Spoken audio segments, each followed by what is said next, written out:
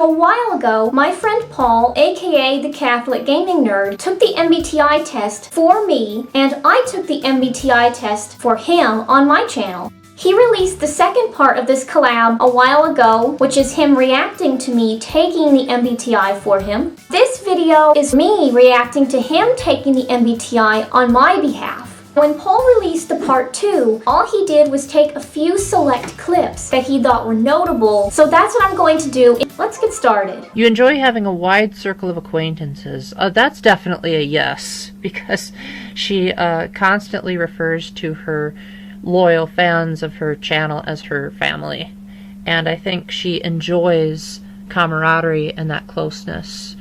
However, I'm gonna put a small yes, just because I feel like she wouldn't go out and just take anyone. She'd really zero in and say, you guys actually mean something to me. He did get a few things right, but the overall answer in this one was not right. I don't really like having too wide of a circle. What he did get right is that I like having closeness in my relationships. I like there to be a lot of depth to them. I love meaty conversations, anything abstract, theoretical. That's what I live for. So he definitely has that part right about closeness, and he definitely has that part right about my YouTube family. You guys are pretty much family to me. I can certainly handle having a lot of people around me, but I don't know if I would say that I really like having a wide circle of acquaintances. You feel involved in watching TV soaps. I'm gonna put uncertain because the topic has never come up. He put uncertain, so I'm going to end the question for him. TV soaps, the standard ones you see on afternoon television. Not really. Media in general. Is it anime?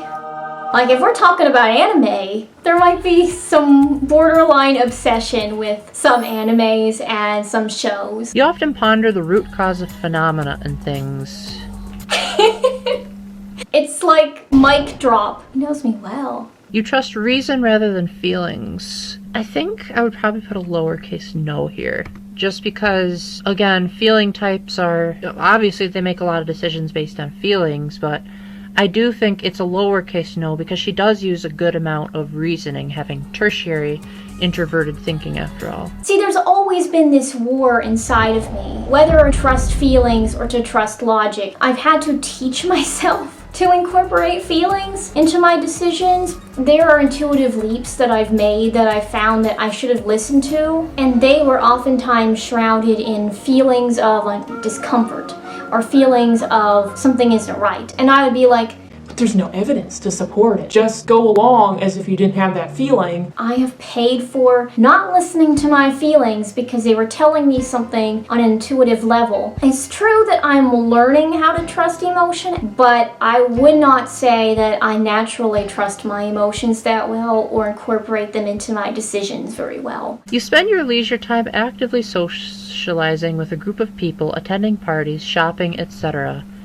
Probably after the pandemic loosens, that's what she'll do, because even introverts are starting to get a bit stir-crazy with the quarantines, but I would like to think on an average day that would probably be a giant no. I like that he pointed out the difference between right after quarantine and my norm. I'm gonna be getting out a lot after everything is cleared up. More people. I need people around me. This is rare for me. This is nearly unheard of. But a normal day, I don't crave people time. He did a good job here. Really good job. You usually plan your actions in advance. Definitely. It's rare for me to go into something not having a plan or not at least mentally rehearsing. But I have a schedule with things planned out months in advance. I also have a few note cards with things that are going to be happening in the next few years, when they're going to be happening, which steps need to come before more steps. You know how to put every minute of your time to good purpose. I would probably say uppercase yes here because it does seem like everything she does is deliberate. Again, he knows me. You often do jobs in a hurry. No. She considers YouTube to be her job, and I don't see her rushing products. I see her taking her sweet time and saying quality over quantity. I know I've said that a lot. I mean, my mission statement of nothing less is meant to signify, among other things, my devotion to quality over quantity. You easily see the general principle behind specific occurrences. Me being a censor, I don't really know what that means, so I'm guessing she's probably going to say an uppercase yes. I love the fact that because he doesn't understand the question, it's automatically a yes that it's me. He is indeed right. You find it difficult to speak loudly. I mean, that's all a matter of how her vocal cords are, which I'm not a doctor. I don't know how her vocal cords work, so I'm gonna put uncertain just because I literally have no idea. It's so literal that he's like, Oh, well, it's a matter of vocal cords. to answer his question, my voice tends to carry. If I get excited about like a theory or a principle or something I'm explaining, my sister will be like, "You're shouting." He got it right. You value justice higher than mercy. I think I'm gonna lean towards the lowercase no here for her. I struggle with this question whenever I'm answering. I never know what to put because I'm like, They're both important. I would honestly put uncertain. The more people you speak to, the better you feel. I'm gonna have to put uncertain here because, again, the INFJs are kind of like, I would say, the social introverts. INFJs are often considered the extroverted introverts. That's true. That's true. I have been mistaken for an extrovert, mistaken for ENFJ, an ENFP, that's been happening a lot online. ESFP, at a dance, that's whenever you see the most extroverted side of me at a dance. I love dancing. A good conversation is one where whenever I go home at night, I'm still thinking about it. That tends to happen less often whenever I just have a bunch of people that I've spoken to. So I would say generally not really me. As a rule, you proceed only when you have a clear and detailed plan. I would probably say uppercase yes for that one. Yes, yes, 1,000 yeses. Often you prefer to read a book than go to a party. I don't actually know if she's much of a bookworm, but she doesn't really talk about parties a whole lot, so I'd probably say an uppercase yes there. I would say that this is generally true. I've been craving a party just because of quarantine and being cooped up. But yes, I do love reading, although I have to admit, having to read so many books that I didn't necessarily want to read or like in high school and in college, it got to where I don't like reading as much. But in general, I would say that I'm more of a reader than a partier. You are strongly touched by the stories about people's troubles. Definitely an uppercase yes for that one. Makes me seem like a psychopath in comparison. He'll sometimes throw things at me that I just wasn't expecting him to say. For you, it is easier to gain knowledge through hands-on experience than from books or manuals. I don't think so, because she does seem to always want to reference her sources. I tend to like doing things that I have hands-on experience with. Now, what he is talking about whenever I reference books and manuals a lot, whenever I give a fact-based video, I do cite my sources in my description box. Not only so you guys can have more information, because I tend to condense everything, but also because going to college, my professors would have flunked me if I had had no sources on my papers, or else you're just making unsupported assertion. It's more like a vouch for my validity that I've carried over from college than it is a me thing. She's probably laughing at some of these that I'm making, but that's the beauty of this experiment. She wants to know how we see others differently than how we see ourselves. You think that almost everything can be analyzed. Absolutely.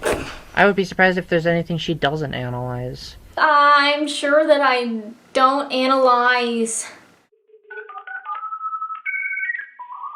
For you, no surprises is better than surprises, bad or good ones. Probably, I don't know. I'd probably say a lowercase yes, because I feel like if she didn't like any surprises at all, then she wouldn't watch my channel. I am amenable to some surprises. The only thing that I will say, don't give me a surprise that changes my plans. You take pleasure in putting things in order. I think that would be an uppercase yes. She does seem a little bit more organized than me, but maybe that's also because she's got that extroverted feeling that wants to please people, and I'm just like, pleasing people is so subjective. He definitely got the answer right. I am a neat freak. Organizing my environment, it allows me to create more headspace for me to think. His explanation of it, I don't do it for other people. That is for my brain to not explode. If anything, it puts me at odds with people who are messier than me. If I were just going to focus on other people and what they're feeling, I'd probably be more lenient. You have good control over your desires and temptations. I have no idea. In general, I would say yes. I do have really poor control over things that are already habits. I have my weaknesses. So let's see what she got. INFJ. Introvert 50%, intuitive 72%, feeling 56%, and judging 59%. I'm pretty sure that's exactly what she thought.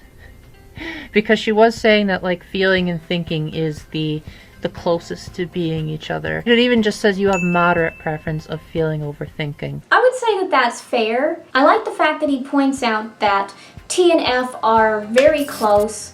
Even though I am a very stereotypical INFJ, I do tend to run very, very close to INTJ every time I take the test. I think that captures it pretty well. The only thing that I think is different from how I would normally score is I would score more introvert. Pretty strong introvert. I sure hope she doesn't view me as a crazy weirdo. Of course I view you as a crazy weirdo. That's why we're friends. Practically all my friends are crazy weirdos. That's what I love about them. I would say that he got